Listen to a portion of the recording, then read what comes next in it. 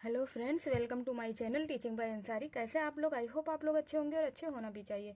तो चलिए आज हम लोग फिर लीनियर इक्वेशन का एक सवाल करके देखते हैं, जिसे हम रेखीय समीकरण भी कहते हैं। और ये मोस्टली सब में होता है, 7th 8th और फिर 9th आगे भी आप पढ़ेंगे। कम्पिटिटिव एग्जाम में हर जगह पूछे जाते हैं। और ये देखिए थोड़ा सा कॉम्प्लिकेटेड सा सवाल है। यहाँ पे लिखा है x/7 + y/15 is equal to 3। यहाँ पे देखिए अपॉन के फॉर्म में सवाल दिया गया है।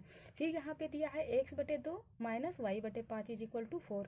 तो इस तरह से सवाल दिया गया। अब हम इसको कैसे बैलेंस कर सकते हैं और कैसे x की वैल्यू y की वैल्यू ला सकते हैं। तो इसका क्या है सवाल में कि मतलब आपको x की और y की वैल्यू निकालनी है। तो चलिए हम करके कोशिश करते हैं कि हम क्या करें इसमें।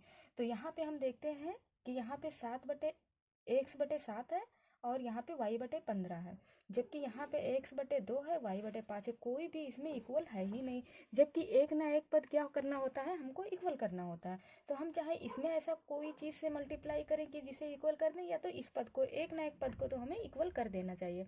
तो अब यहाँ पे हम कुछ ऐसा इसमें गुणा करें कि 15 के इक्वल ले आए, या तो फिर ऐसा कुछ करते कि अभी इसका अगर करते तो थोड़ा सा ज़्यादा कॉम्प्लिकेटेड हो जाता। तो हम ऐसा कुछ मल्टीप्लाई करेंगे कि ये जो है यहाँ पे भी 15 आ जाए, तो कम से कम एक पद तो इक्वल हो ही जाएगा। तो हमको क्या करना है कि समीकरण 2 में हम सबसे पहले क्या करेंगे, कुछ ऐसे चीज़ से मल्टीप्लाई करेंगे जिससे यहाँ पे 15 आ जाए, नीचे यहाँ पे भी 15 आ जाए। तो चलिए सबसे पहले हम सवाल नंबर वो इक्वेशन फर्स्ट इसमें उतार लेते हैं। x/7 + y/15 is equal to 3 दिया है।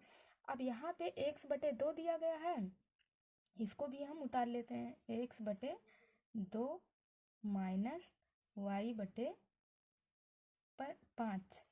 5 दिया है, और इज इक्वल टू कितना दिया गया है, यहाँ पे 4 दिया गया है। अब हम इसमें कुछ ऐसा, चलिए गुणा करते हैं। तो हम अगर इसमें गुणा कर दें 1/3 से, है ना, अगर हम इसमें गुणा कर दें किससे, 1/3 से, और जाहिर सी बात है अगर हम इस साइड में करेंगे तो इस साइड में भी हमको गुणा करना पड़ेगा किससे, 1/3 से। तो चलिए हम इसको जब गुणा कर लेते हैं तो यहाँ पे क्या आ जाएगा, 1/6 आ जाएगा, है ना, 3 दूनी 6 आ जाएगा, और माइनस का माइनस ही रहेगा। फिर यहाँ पे y/15 आ जाएगा, है ना, 5 कितना होता है, 15 होता है। और यहाँ पे क्या आ जाएगा, 1/12 आ जाएगा, है ना, यही तो आएगा। तो अब देखिए यहाँ पे जो है थोड़ा सा, सॉरी, यहाँ पे 1/12 नहीं आएगा, क्योंकि ये 4 ऊपर जाएगा, है ना, तो यहाँ पे 4/3 आ जाएगा। तो ये इस तरह से अब हम इस इक्वेशन को भूल जाते हैं, क्योंकि हम गुणा गुणा किए हैं। अब इसको देखते हैं, ये क्या हो जाएगा, दूसरा इक्वेशन, और ये हो जाएगा पहला इक्वेशन। तो अब हम पहले इक्वेशन में से दूसरे इक्वेशन को क्या करते हैं, दोनों को जोड़ लेते हैं। तो चलिए यहाँ पे हम कोशिश करते हैं जोड़ने की, जगह थोड़ा कम है तो हम यहीं पे जोड़ लेते हैं।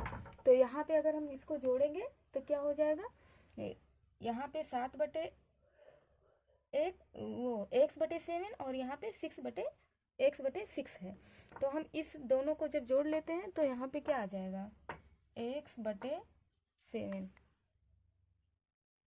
यहाँ पे x/7 और यहाँ पे x/6। तो हम दोनों को जोड़ लेते हैं, x/6 हो जाएगा। अब यहाँ पे क्या बचा, और क्या जोड़ सकते हैं हम। अब यहाँ पे प्लस में y/15 है और यहाँ पे माइनस में y/15 है, तो ये दोनों एक दूसरे से क्या हो जाएंगे, कैंसिल हो जाएंगे। अब यहाँ पे 3 है और यहाँ पे 4/3 है, तो हम इज इक्वल टू 3 + 4/3, इस तरह से हम इसको कर देंगे। अब चलिए हम सबसे पहले इसे सोल्व करते हैं। तो यहाँ पे इसका हम जब एलसीएम लेंगे तो यहाँ पे आ जाएगा 6x + 7x अपॉन 6×7=42, और यहाँ पे क्या आ जाएगा, 3×3 = 9 और 1 10 और 3 13, 13/3 आ जाएगा, इस तरह से आ जाएगा। अब हम जो है इसके आगे इसको सोल्व कर, अगर हम इसको ऐड कर लें तो 6 6 12 और 1 13 आ जाएगा, 13x/42 बराबर 13/3, इस तरह से ये आ गया, ये भी ठीक है। अब हम इसको जो है, अब देखिए यहाँ पे आ गया 13x/42, यहाँ पे 13/3 आ गया। तो हम चाहें तो इसको डायरेक्टली इधर लेके जा सकते हैं, या तो जिस तरह आपको समझ में आए।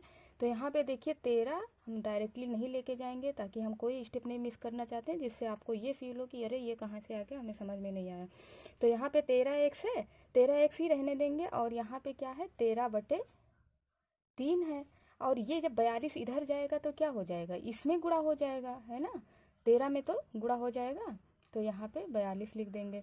अभी भी यहाँ 13x बचा हुआ है। अब हम एक स्टेप और बना लेते हैं, यहाँ x लिखेंगे। अब ये देखिए गुणा में है तो जाहिर सी बात है कि ये कहाँ जाएगा, भाग में जाएगा। तो 13 गुणे 42/3 गुणे 13। तो यहाँ पे 13 से 13 कट जाएगा, 3 से हम इसको काटेंगे तो 3 एक कम 3, 3 चौक 12। तो x की वैल्यू क्या आ गई, यहाँ पे 14 आ जाएगी।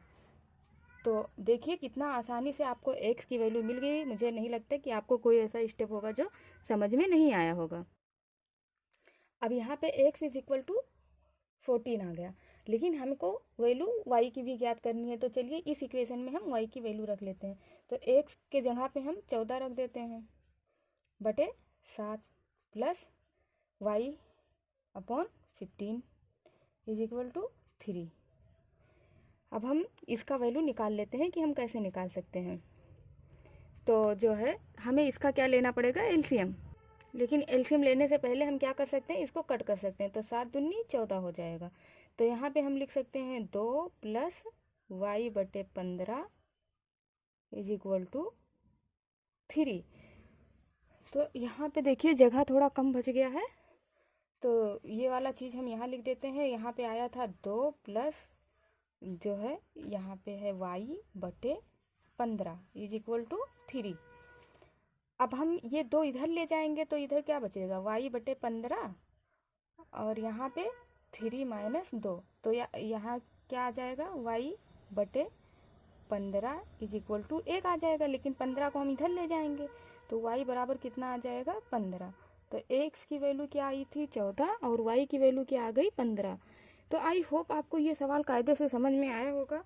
अगर आपको थोड़ा सा भी समझ में आए, मुझे कोई स्टेप में मिस नहीं करती, ऐसा नहीं करती कि हाँ ये आप सोचें कि क्यों आखिर ऐसा आया और क्यों नहीं आया। इसीलिए देखिए मैं हर स्टेप को बार बार करती हूँ, भले ही मेरा बहुत जगह नहीं रह जाता है। तो अगर आपको थोड़ा सा भी अच्छा लगे तो प्लीज़ सपोर्ट करिए। Thank you for watching.